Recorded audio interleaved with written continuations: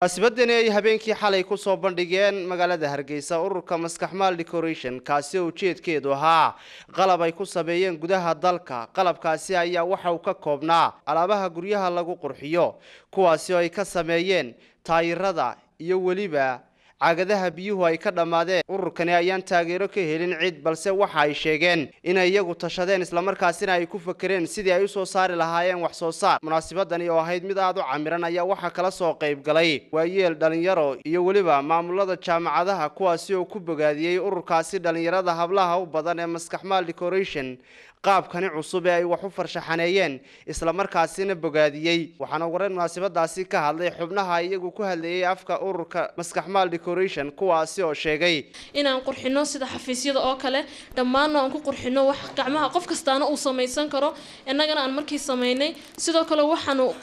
adeegsanaynay yani markaas inaan u sameeyno dadka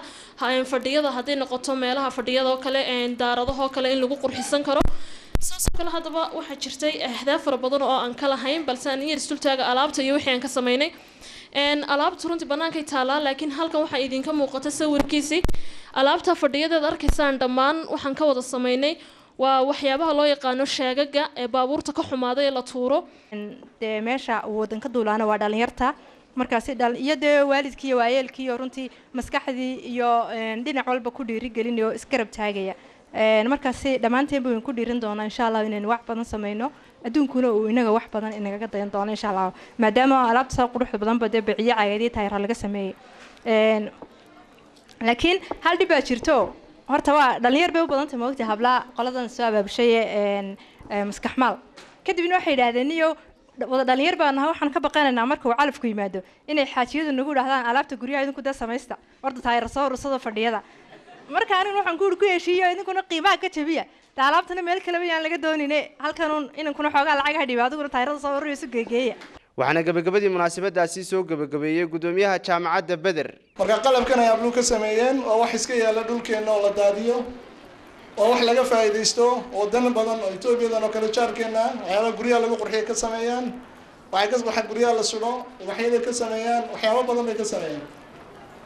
waxaan maalin dhaweyd akhriyay ama markii wadanka Brazil la yiraahdo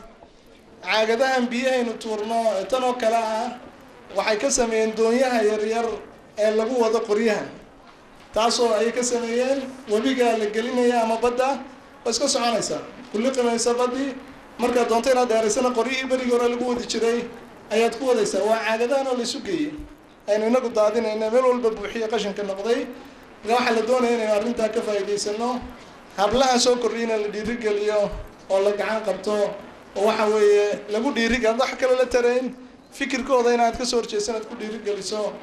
ayaa loo baahan yahay waxa weeye la iska rabtaago qofka muslimka ah waxa weeye inuu fikiro inuu wax xuriyo